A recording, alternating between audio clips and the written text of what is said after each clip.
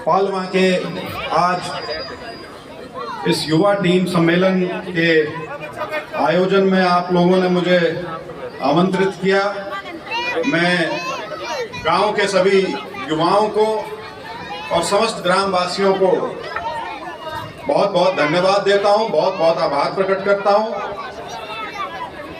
पालवा के मेरे उपस्थित सभी सम्मानित बुजुर्गों, माताओं, बहनों, प्यारे बच्चों, नौजवान साथियों, मैंने किसी का नाम इसलिए नहीं लिया क्योंकि मेरे को वहां से और यहाँ तक आने में समझ में आ गया कि गांव के हालात क्या है। और मेरे को बड़ा अटपटा लगता है क्योंकि जब मैं उछाने के किसी गांव में जाता हूँ, खासतौर पे इस साइड वाले जो गांव हैं, तो एक बहुत अपनेपन की भावना मिलती है। वो जो अपनेपन की भावना है उसमें स्नेह भी होता है, प्यार भी होता है, नाराजगी भी होती है और आपसी खींचतान भी पूरी हो। अब उसका इलाज क्या है वो तो मेरे को नहीं पता, लेकिन ये चीज हमारे ऊपर, सबके ऊपर समय समय पे बहुत भारी पड़ी है और हम कुछ समय के लिए संभलते हैं, थोड़ी देर बाद फिर वहीं के वहीं पहुंच के खड़े हो जाते हैं। वो एक अंग्रेजी में कहावत है, 1 स्टेप फॉरवर्ड 2 स्टेप बैकवर्ड, मतलब 1 कदम आगे बढ़ाया और 2 कदम फिर पीछे चले गए। तो अपनी कहानी पिछले 25-30 साल से ये हो रही है, खास तौर पे सन 2000 के बाद से यही कहानी है। 1 कदम आगे बढ़ते हैं और फिर 2 कदम वापस पीछे चले जाते हैं। तो गुरनाम ने जो बात कही, मैं वही बात आगे बढ़ा के यही अनुरोध करना चाहूंगा कि कोई राजनीतिक द्वेष नहीं है किसी से, चाहे हमारे विपक्ष का है, पक्ष का है, यहाँ का है, बाहर का है, कभी किसी प्रकार की दुर्भावना से कोई काम नहीं किया है। लेकिन कुछ चीजें ऐसी होती हैं जो आदमी के जीवन में हर क्षेत्र में काम करती हैं, सिर्फ राजनीति नहीं, कोई भी क्षेत्र हो, उसमें कोई भी व्यक्ति किसी काम को बहुत मेहनत से करता है, शिद्दत से करता है, 4 लोगों को उससे तकलीफ हो जाएगी। कोई भी व्यक्ति किसी के साथ जुड़ता है, जो जुड़ रहा है वो जुड़ रहा है, दूसरे 4 और उसके खड़े हो जाते हैं।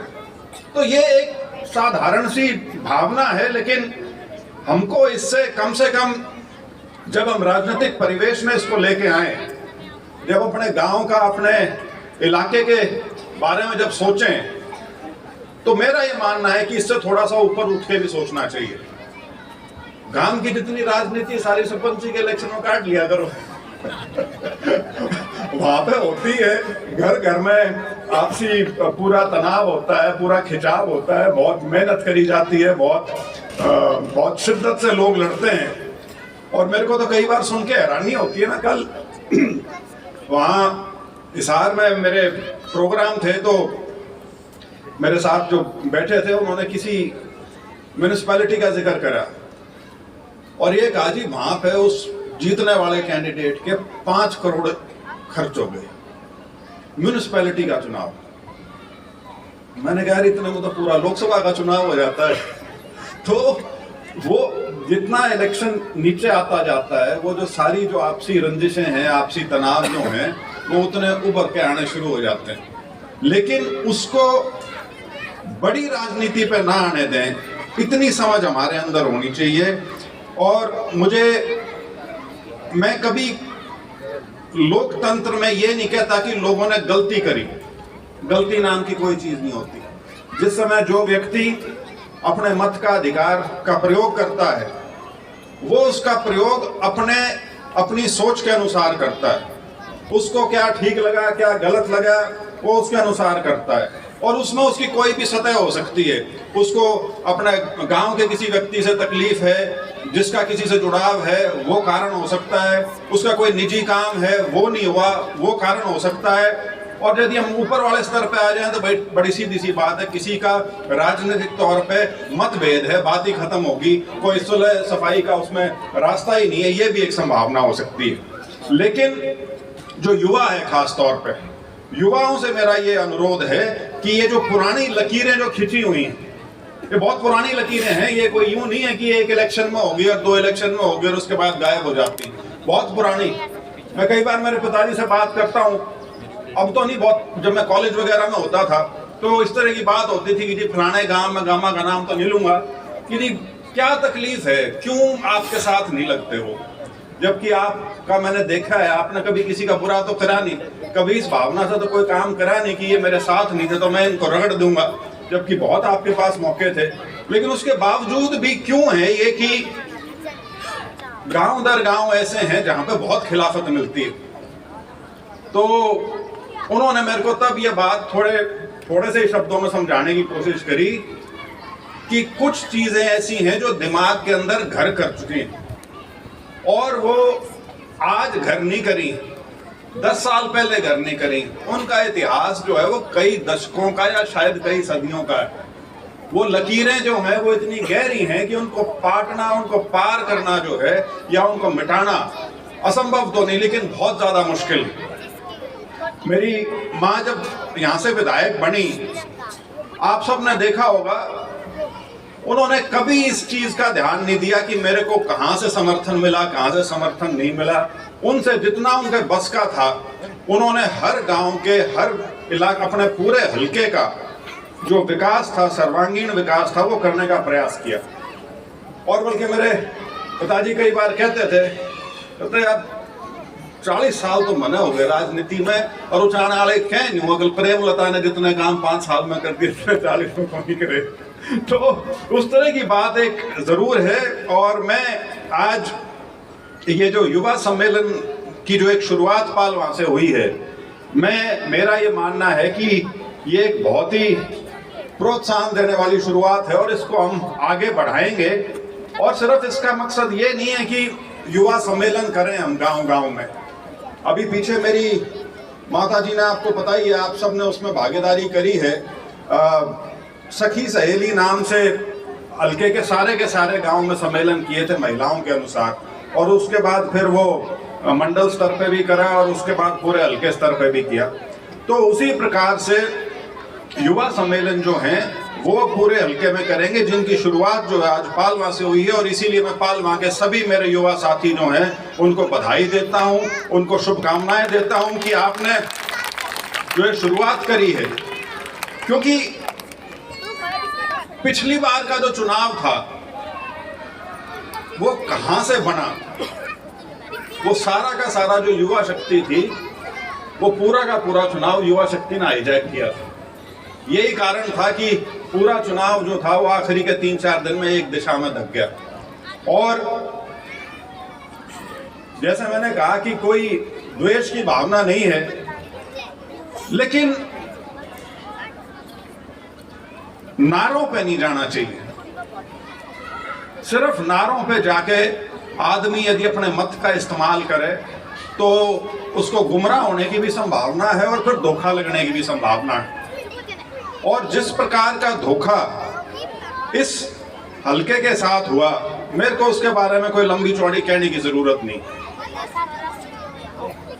एक शगुफा छोड़ा गया, 75% आरक्षण दूंगा मैं युवाओं को इंडस्ट्री में। ये बात समझने की है, इंडस्ट्री जिसने लगा रखी है उसने अपने पैसे लगा रखे हैं उसके अंदर। उसको व्यक्ति वो चाहिए जो उसके काम के होंगे। वो सिर्फ किसी डायरेक्शन के हिसाब से कि कोई सरकारी फरमान जारी हो गया वो लोगों को नहीं रखेगा। आपने कभी सुना है कि इंडस्ट्री वाले एक मुश्त होके और सरकार के किसी फैसले के खिलाफ कोर्ट में चले जाएं? कोई ये हिम्मत नहीं करता आमतौर पे, लेकिन इस मुद्दे के ऊपर उनको करनी पड़ी। और क्या नतीजा निकला? कोर्ट ने यह पॉलिसी लेकर बाहर फेंक के मारी और कोर्ट ने यह कहा जो स्कीम आप सरकार में नहीं लागू कर सकते वो आप प्राइवेट सेक्टर पे क्यों कर लागू कर दोगे? तो सोचने की बात है। लेकिन ये था हुर हुर करके एक बस सिटी मार गैंग था एक सारा का सारा, और सोशल मीडिया पे पूरी पकड़ थी और एक माहौल बना दिया जनूद बरानी के आओगा, ये आई नौकरी, और जिसी आई वो आप सब ने बेरा है। 3.5 साल पहले मेरे को एक बार पार्लियामेंट में मिल गया था।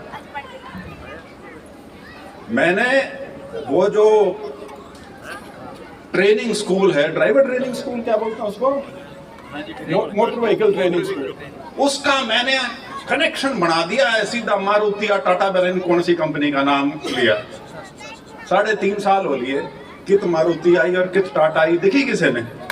लेकिन भाई इसी कोरी झूठ बोले हैं और आंखों में आंख डाल के झूठ बोलते हैं और लोग विश्वास करते हैं। राजस्थान के चुनाव हुए अभी, यहां पे आए, उसके बाद पत्रकार साथियों ने पूछा, जी राजस्थान चुनाव के बारे में आपका क्या विचार है?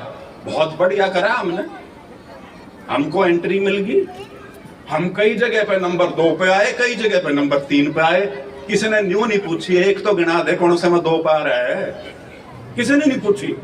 तो आप सोचिए उनका आत्मविश्वास कैसा है झूठ बोलने के प्रति। आंख में आंख डाल के झूठ बोलते हैं और लोग मान लेते हैं। 71,000 वोट आई है 19 हल्कों में, 7100 नहीं, 71,000। इतनी भी झूठ नहीं बोलनी चाहिए क्योंकि जब ये व्हाट्सएप पे चली 7100 वाली तो मैंने एक एक फड़ा के देखी वो सारी की सारी, और उसमें सिर्फ एक कैंडिडेट था जिसकी 20,000 वोट थी, बाकी नहीं तो कोई 250, कोई 425 और नोटा की फालतू थी उसने। तो एक खैर उसके बारे में अब क्या मैं बोलूं, लेकिन बोलना भी इसलिए पड़ता है कि हमारे लोग पता नहीं क्या चीज देखते हैं, कद काठी सुथरी लाग गए है, दादा उनका बहुत बढ़िया था, या चीज अच्छी लाग गए, क्या अच्छा लगा मेरे समझ में आता नहीं।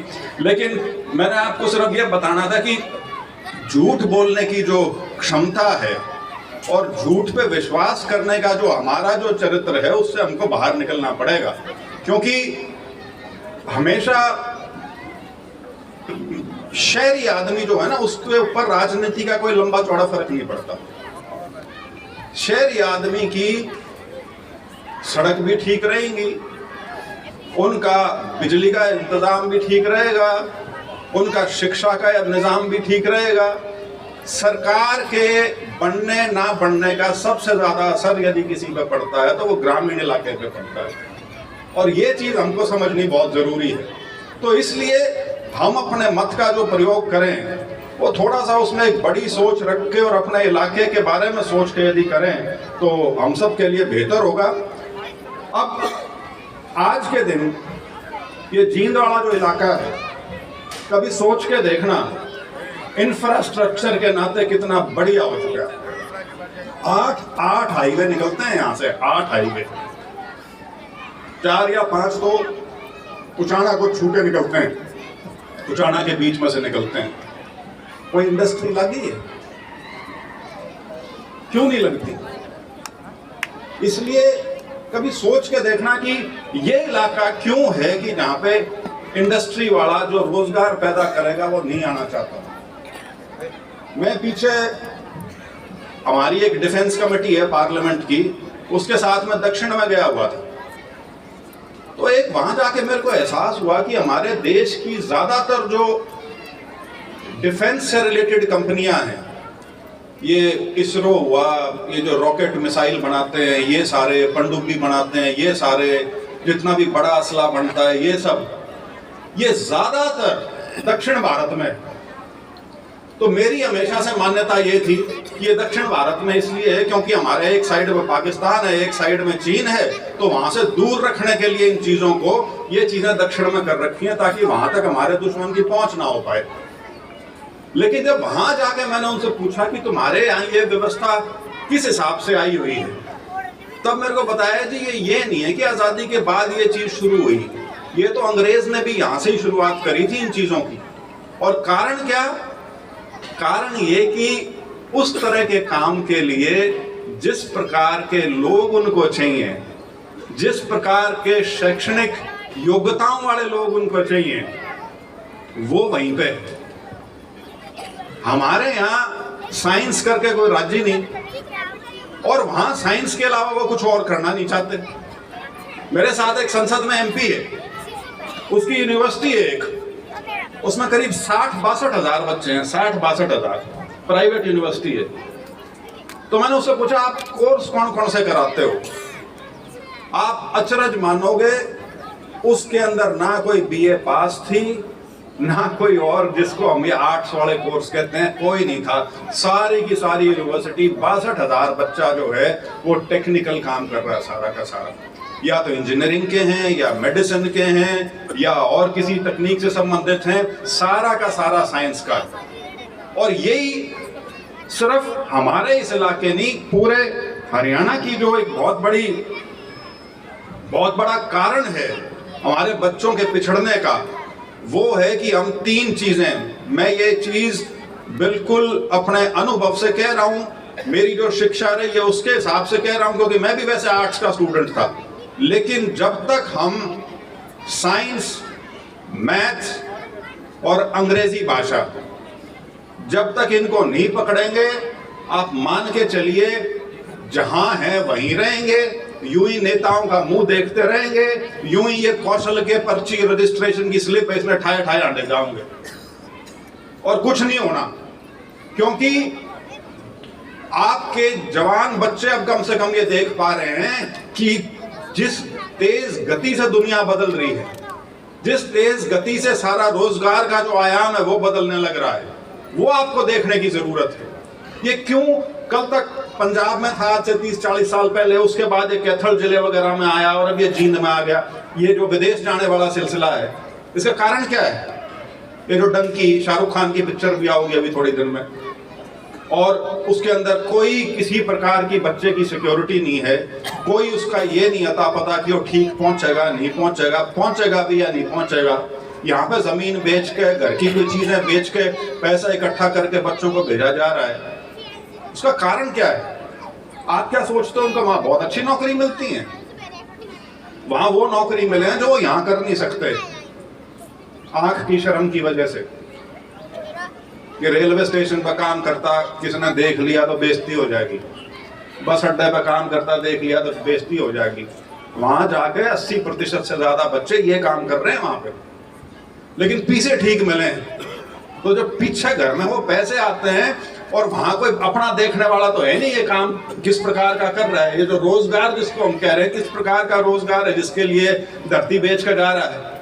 लेकिन कम से कम उसको ये है कि चलो एक मेरे लिए कोई रास्ता है जो शायद हमारे यहाँ बंद हो रहा है, लेकिन वो बंद होने का जो रास्ता है उसको खोलने के बहुत तरीके हैं, और उसके अंदर आपकी जो शिक्षा व्यवस्था है उसमें सुधार की बहुत बड़ी आवश्यकता है। मेरा बस चले तो मैं जो भी ढंग का स्कूल है इलाके में, मैं 11वीं और 12वीं में साइंस और मैथ्स कंपलसरी करूं उसके अंदर, उसके बिना कोई आगे रास्ता नहीं है आप लोगों के लिए।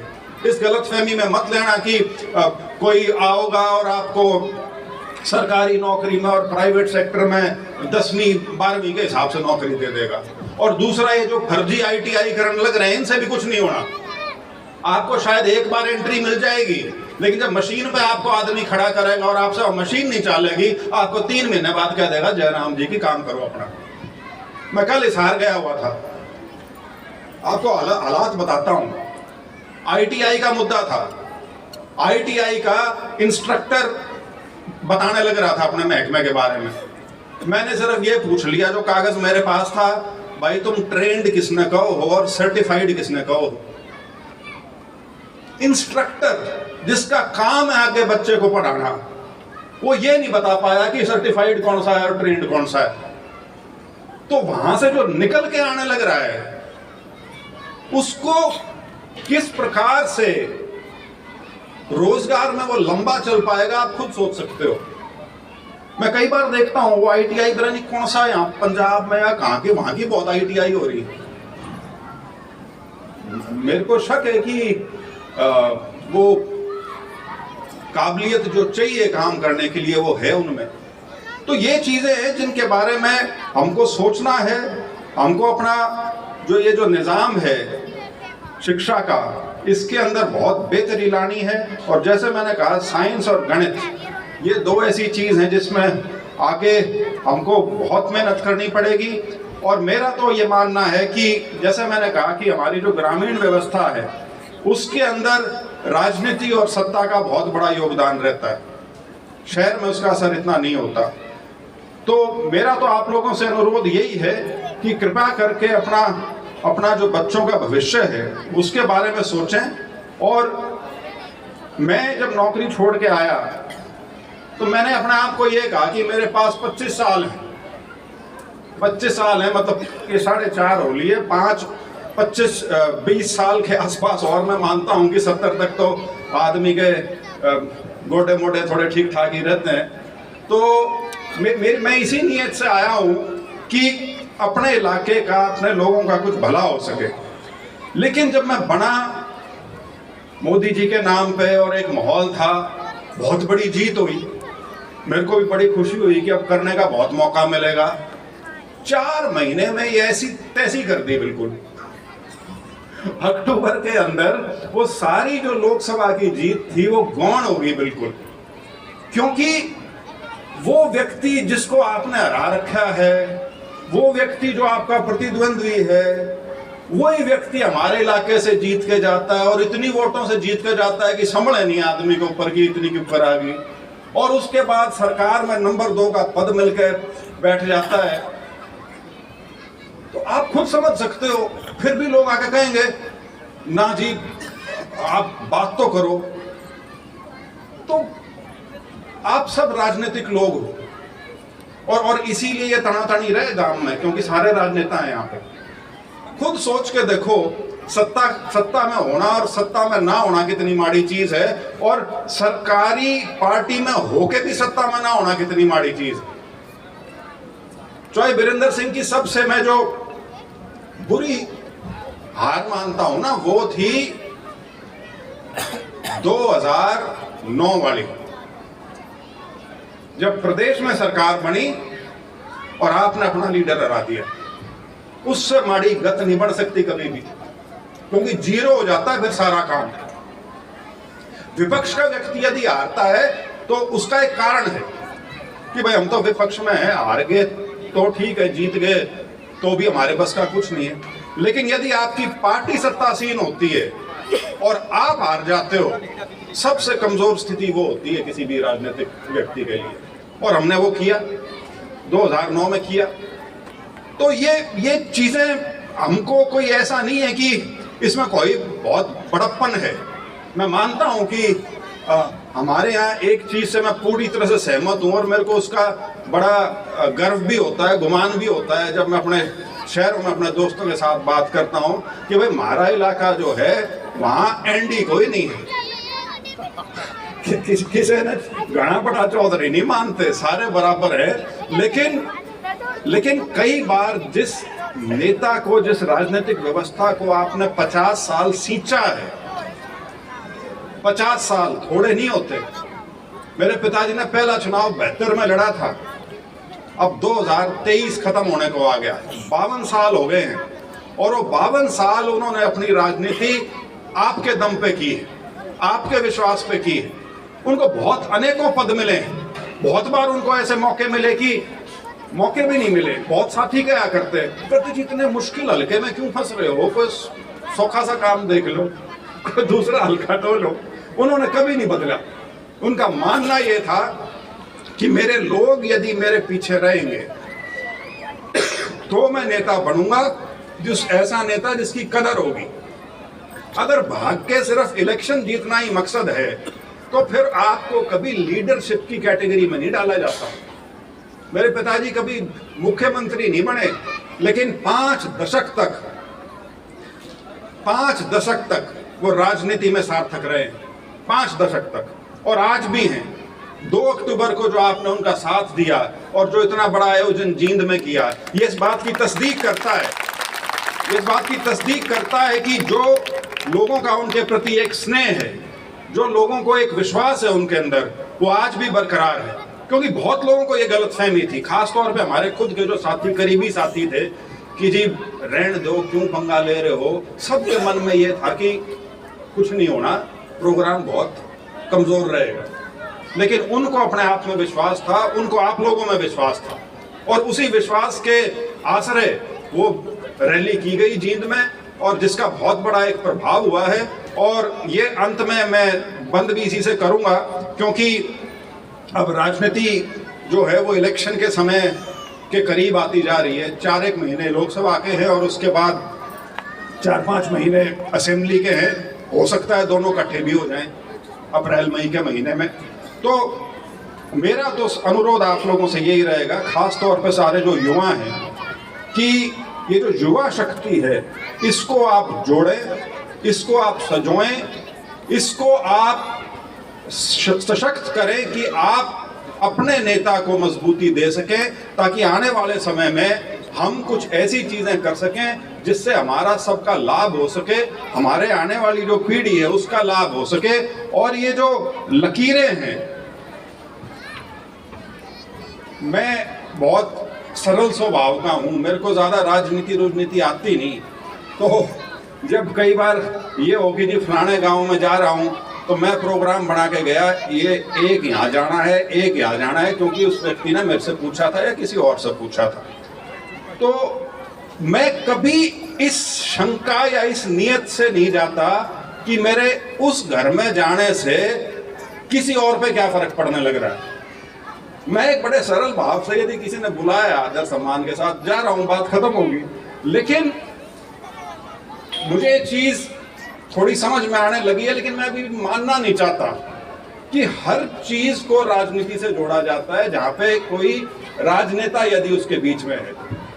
तो मेरा आपसे अनुरोध रहेगा कि राजनीति भी यदि करनी है हर चीज में, तो उसमें भी यदि इकट्ठे रहोगे तो मजबूती रहेगी, और अलग अलग धड़ों में भटके रहोगे तो जो हालत है वो जैसी है सो है। लेकिन अब जिस प्रकार से दोबारा से एक नई तरह की चीज का सृजन होना शुरू हुआ है, जिस प्रकार से महिलाएं उन समारोह में सामने आई, जिस प्रकार से महिलाओं की भागीदारी 2 अक्टूबर की रैली में रही, और जिस प्रकार से ये आयोजन आज इसकी शुरुआत हुई है, मुझे पूरा विश्वास है कि आने वाले समय में हम मजबूती के साथ, दृढ़ता के साथ आगे बढ़ेंगे। जहाँ तक मेरा अपना सवाल है, मेरी नौकरी 2032 तक होनी थी, 2032 तक। तो जब मैंने वो छोड़ी तो मेरे करीब 13 साल बचे हुए थे। तो वो कोई मायने नहीं रखता, मायने ये रखता है कि मैं कहीं नहीं जा रहा। मेरे से पत्रकार कई बार पूछते थे जब मैं इलेक्शन लड़ रहा था कि जी इलेक्शन के बाद क्या रहेगा। मैंने कहा रहेगा क्या, मेरे पास पीछे जाने का रास्ता ही नहीं कोई। और कुछ ऐसा है, मेरे पिताजी राजनीति में इतने साल रहे, इतने बड़े रहे, लेकिन कोई बिजनेस नहीं है। धरती है थोड़ी बहुत यहाँ और रोहतक वगैरह में, लेकिन ये नहीं है कि कोई मेरी कोई फैक्ट्री चल रही है, मेरे कोई लंबे चौड़े कारोबार हैं कि मैं वो संभाल लूँगा जाके। तो मेरा काम तो यही रहेगा अगले 20 साल 25 साल जो भी हैं। तो इसी उम्मीद के साथ कि आपका आशीर्वाद बना रहेगा, और ये जो जवान बच्चों ने आज शुरुआत की है इसको हम आगे बढ़ाएंगे और मजबूती से आगे बढ़ाएंगे। इसी विश्वास के साथ आपका पुनः एक बार बहुत बहुत आभार, बहुत बहुत धन्यवाद। जय हिंद।